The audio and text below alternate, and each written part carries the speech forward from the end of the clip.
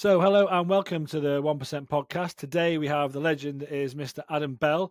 Now, myself and Adam have done some work starting a few months back, and actually, for full transparency, we're still working together. Adam's still in one of the programs. But the reason I wanted to bring Adam on is I think his story, not to belittle where he was at, is very typical from a lot of the gents I work with. Young dad, busy, lots going on, feeling a little bit lost as to what you can do, but then actually recognizing with a few small changes and a bit of a look at yourself, we can make some real positive changes. And I think my words, not Adam's, and let him speak, but quite a transformative process for Adam. And regardless of the work we've done together, more so the journey he's been on. And I think it'd be very empowering and helpful for others to hear that story because it's A, common, but B, it's common insofar as it's not that hard to change. And with a little bit of work, we can make some pretty big improvements. And so I want to bring Adam on to discuss that because his story is pretty cool. So before we kick off, Adam, do you want to just introduce yourself, who you are, what do you do? Yeah, sure. I'm Adam. I'm a dad of two young kids who are 3 and 5. Married. I work for a tech startup in the health and wellbeing space. So quite a fast-paced environment. And I live just south of London. Nice. So lots going on, 2.4 kids, Yeah, life great on paper, right? That's what yeah, we want. exactly. Awesome. Well, let's dig into the conversation, and I think a good place to jump off would be when we first spoke, I suppose. So rewind a few months into the past. You, I think, reached out. Perhaps you'd either seen me on Instagram or LinkedIn. I can't quite remember initially how we engaged, but decided to reach out to me for a chat. I think you'd seen some of my content and it had been resonating. What was going on with you back then that decided or that made you decide to write, hand up, I want to do some work on myself to sort of to address my situation? Yeah, so you're right. So I think we were connected on LinkedIn or something for a couple of years, and I'd Yeah. seen content for a long time, and it always like resonated. I'd always loved the content that you put out. But I think over the last year, so in 2024, I just had a busy year, but a tough year as well. So Mhm. like work was tough. Lots going on, lots of changes. Life at home was tough. Like the kids, obviously are young toddlers, it's early start. One of them's just started school. That brings its own challenges. So I kind of like felt that um, every part of my life I wanted to be successful at. I want my kids to look at me and think, oh, well, I've got such a good dad. I want my wife to look at me and think, oh, I'm so lucky to have this guy. And I want to be smashing it at work. And I want people to look up to me and respect me and think, oh, this guy knows what he's doing and he's successful. But I think towards the end of the year, I kind of felt like I was kind of failing in all of the areas, not Mhm. in the market in any of them. So like, with New Year comes new beginnings. I know people don't like New Year's resolutions, but one of my resolutions was like, I want to invest in myself. And obviously, like I say, I've seen your content for a couple of years. Um, and I just thought, you know what? I'll reach out to Luke, have a chat and see where it goes. Yeah, and what you're describing there, Adam, in terms of the kind of sort of feeling like you're letting yourself down a bit in the key areas of life, not to belittle your situation, but it's common from the gents that like yourself I speak to, as you know, in the program we talk to, but just commonly I hear that a lot, which is not necessarily one area completely on fire, but just not quite where you would like to be in the other areas and probably feeling like you're letting yourself down. So at work, maybe not as focused and as on it as you would like to be, then get home not as present as you'd like to be and short and snappy with the kids because you haven't had as good a day at work, and so you're pissed off there. Then you feel bad because you've done that, so you're pissed off at that. Then you're sort of not as present with the missus because you're stressed about the kids, and it's just this. It can end up being a bit of a vicious circle. And then you haven't mentioned that yet, but underneath this, the reality is you're at the bottom of the pile in terms of your mental and physical well-being, right? And that isn't being sort of looked at or addressed either. Yeah, 100%.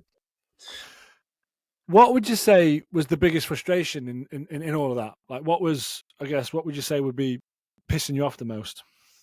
I think it was just like how I felt in myself, and because like if you're a stressful day at work, you come home from work, the kids are like feral because they've been at school or nursery all day.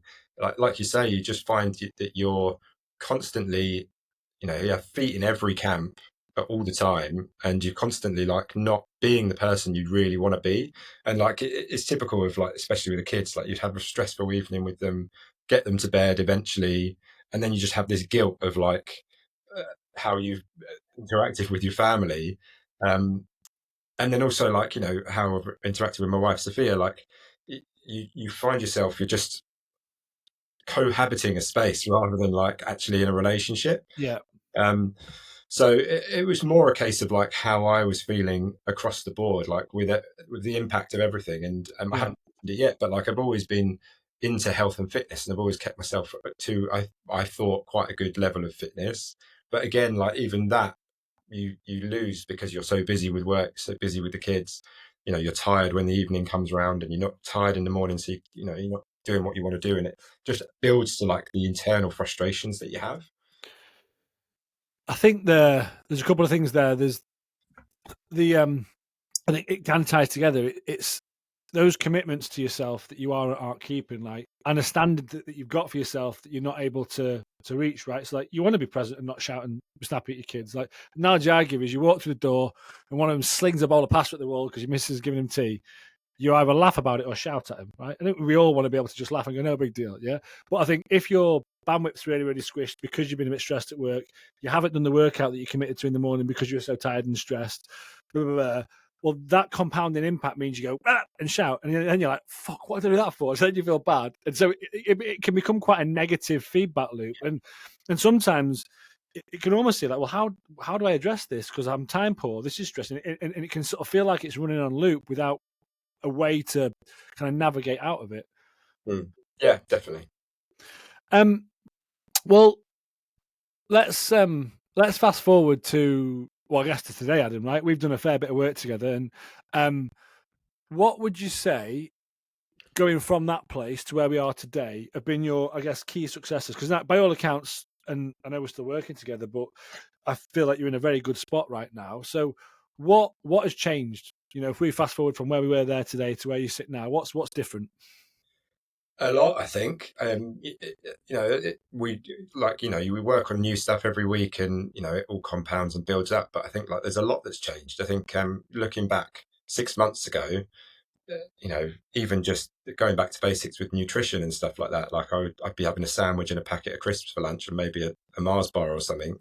And now, like, you know, I had lunch an hour ago and I had a tuna salad, and it doesn't phase me that that's what I'm having for lunch. If anything, I enjoy it. And, you know, just making those tweaks to my diet has made such a difference to how I feel. Um, Exercise and, you know, like I said, I've always been going to the gym, been going to the gym for years, but obviously since having kids, it kind of drops off a little bit. But just having like the rigor and the discipline around small workouts, you know, workouts that you can easily do every day, it just has such a bigger impact on like how I feel for the rest of the day. And I think like the biggest bit, the biggest change I think I see is the mindset piece. And it's interesting because when I reflect on all of the other stuff, I would say like the nutrition and the like the fitness goals and stuff, I kind of like I knock out the park. I'm not, I do quite well with them. And I was thinking that, oh, maybe I'm not doing so well with the mindset stuff. But then really, like if I look at how I am today versus when we first spoke, you know, I'm very like aware of all of my actions. I'm very aware of like how I want to be perceived by everyone around me, and what I need to do to make sure that I can be the guy that I want to be. So I think it's made like such a big difference to me. And even at work, I would say that, you know, towards the end of last year, I was in quite a dark place with work, but now things are much better. And even when, you know, things aren't going as well, like I'm in my headspace isn't in a place where, oh shit, like it's you know going badly. What do I do? Like, should I leave my job? Like all of that sort of stuff. Whereas now I'm very much focused on like the things that are in my control. Um, so I'd say that if to, to round it up, like it all adds together into one big picture. But the mindset shift has been a big one for me. In my experience, that mindset shift is the underpinning bit, I think, for all of us that allow good habits, behaviors, and ultimately showing up as you want to sort of embed and stick. Because more often than not, the reason you can't do the things that you want to do, or the reason you're not showing up as you want, it's not what you think it is. Does that make sense? And so there's a story that you think, but then there's the reality. And once you become more aware of that and more conscious of that, you can become autonomous and agentic within that, so you're in control. And so it's fundamentally I think the way you're describing that, Adam, is putting yourself back in the driving seat. And yes, there's some fundamentals and basics around physical activity, what you put in your mouth, and that has a bearing on energy and focus, and also self-esteem. Because if you've got, like you said, your identity as someone who's fit, healthy, strong historically, and that's dropped off a little bit, that doesn't feel good. Knowing that you're making commitments around that you're keeping, that you can be on top of in amongst the vicissitudes of life, young kids, business, well, that in itself helps you feel good from a mindset perspective. That improves your mindset because you're starting to look at, well, what can I do around this?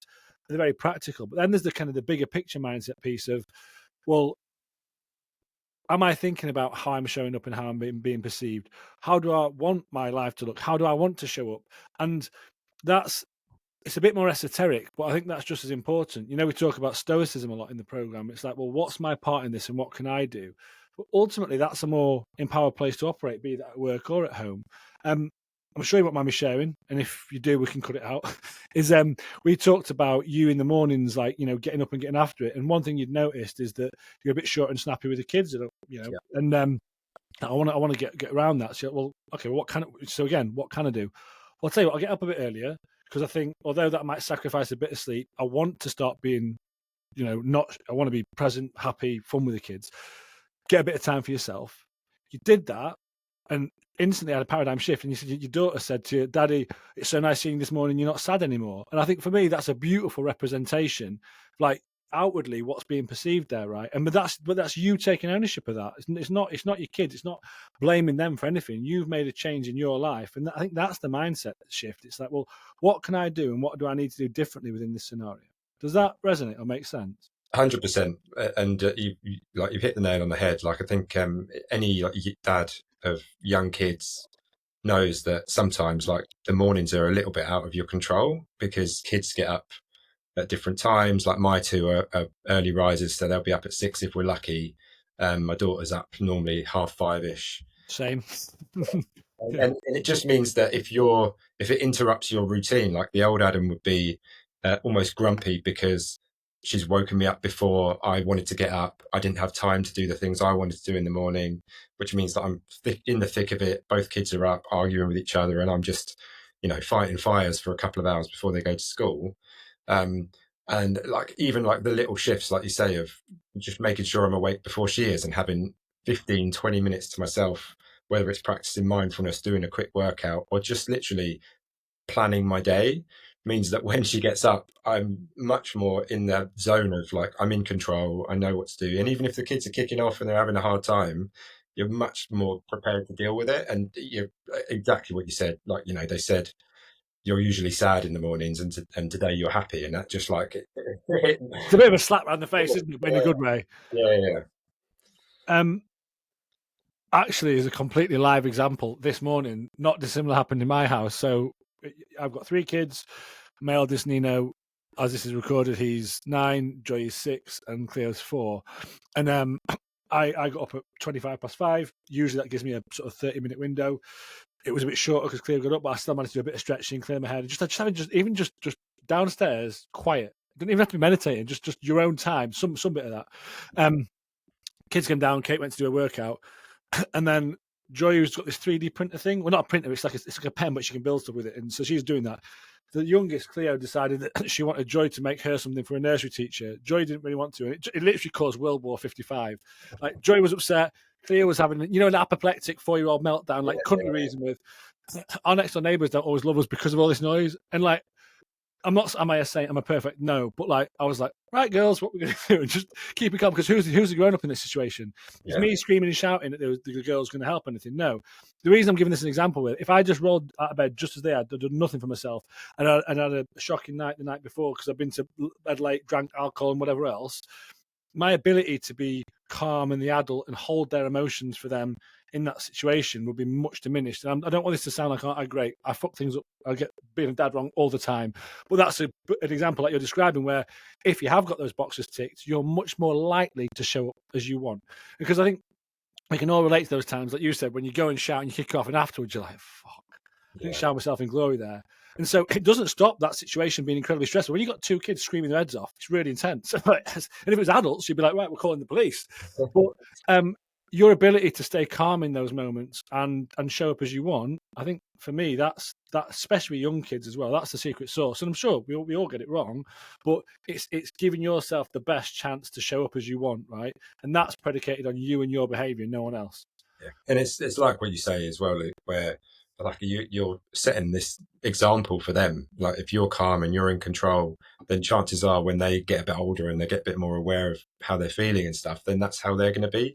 And and that's the other like side effect of all of this stuff. Like I've got, I might get up and do 100 squats in the morning, and the kids will come down and they'll be doing squats with me, like and it just like you're setting these foundations not for yourself but like for your family, and like you're setting a really good and strong example for them as young children to grow up and know what's important. Well, what they'll grow up as seeing what's normal is, well, you get up at a reasonable time, you do a bit of exercise, you're present and do those things. And so it's not about what you say. So I'm doing this for anyone who's listening, like with my hand. It's not about what you say, it's about your actions, right? And that's it. There's another thing I remember on this. I've spoken to clients where we do things around like limiting technology use, putting boundaries around the phone and whatnot.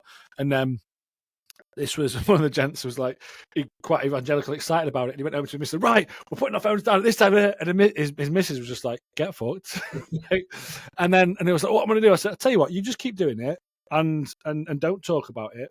And then I think over time, and he said, "Oh," in a couple of weeks later, he was like, "Oh, the other day, my missus was like, well, actually, I noticed you seem a bit calmer with that. And what's that thing you're doing with your phone?" I was like, "Yeah, it's not about being evangelical and what you say. It's about your actions." And especially with kids, and my experience as they get older, they don't do what you say, but they'll do what you do, both positive and negative. And so I think what we want to do as dads and mums as well, but mainly men listen to this, is have patterns of behaviour that we'd be proud of and want them to see, right? And interact with them and their mum and everyone else in ways that they want to see. And so, but that's, again, I think that's built on you, the royal you, taking care of yourself, right?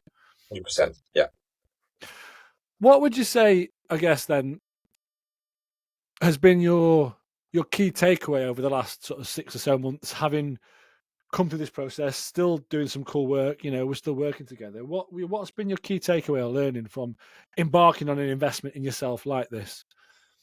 I think the key takeaway that I've come away with it's discipline to a degree, because like you're committing to doing some actions that on a weekly or daily basis that you want to achieve. But discipline, like I always like thought of discipline as like, okay, you get up at 5:30, you do a workout for half an hour, you then go and plan your day, and that rigor around like what discipline sounds like. But obviously in the real world, you've got young kids, you've got busy work, social, family life, everything. That discipline, that's where you lose it, because you can't commit to doing like that structured routine every day. But I think what I've learned is that discipline is flexible. Like you know what you want to achieve. I might not be able to go to the gym today because I'm off to London and I've got like look after the kids before I go, that sort of thing. But I do know I can do a 10-minute body weight workout in my kitchen while the kids have breakfast. And just those small like uh, habitual ways of looking at what you can achieve and when, and planning it out, is a real big game changer, because it sounds so simple when you talk about it, but actually doing it is like the thing that you just need to make sure you're committing to. So it's been a big game changer for me, because like I say, I've always been focused on like my health and well-being, but um, actually doing your things is part of the issue, isn't it? And it's being able to be flexible but committed to what you're trying to achieve. Yeah, doing the thing, right? And I know I posted in the group the other day that sort of trite, X isn't doing Yeah. the thing, X isn't doing the thing. But ultimately, that is it. But like you said, I think, and discipline can be kind of what's the word?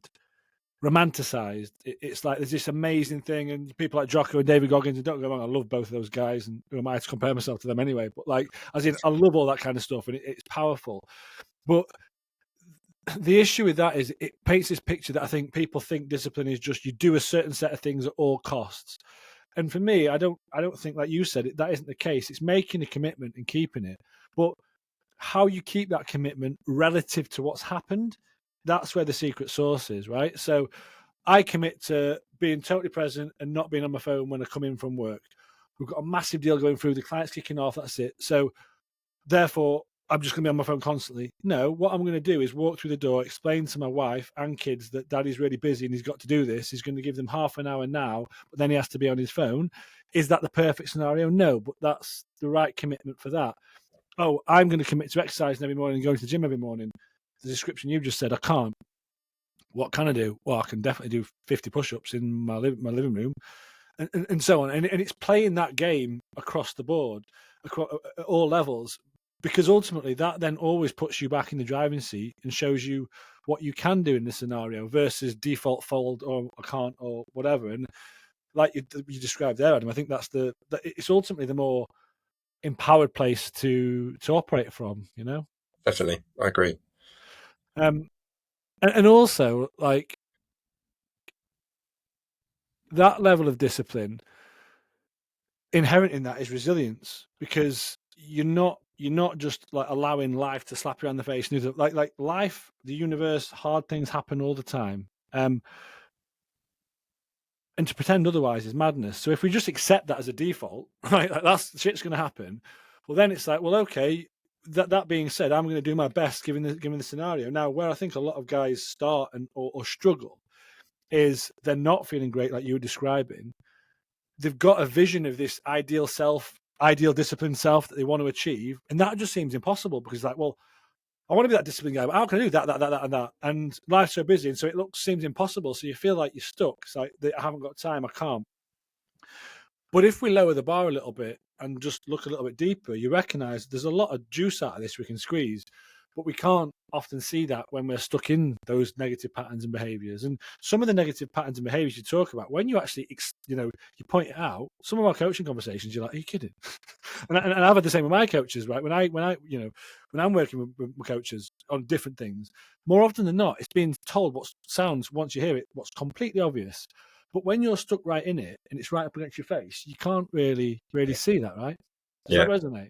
100%. Yeah, and it's just like having that awareness, isn't it? And being able to look at, with your help and obviously with the help of like all the other great guys in the group, but being aware of like all of those things and actually that you're not alone in all of this. Like Yeah, there's so much commonality between everyone who works, in the group that I'm in at the minute, and shared problems. Like I'm amazed sometimes at how I'm in this group with like incredibly successful guys, like partners in law firms, entrepreneurs, business owners, like all of that stuff.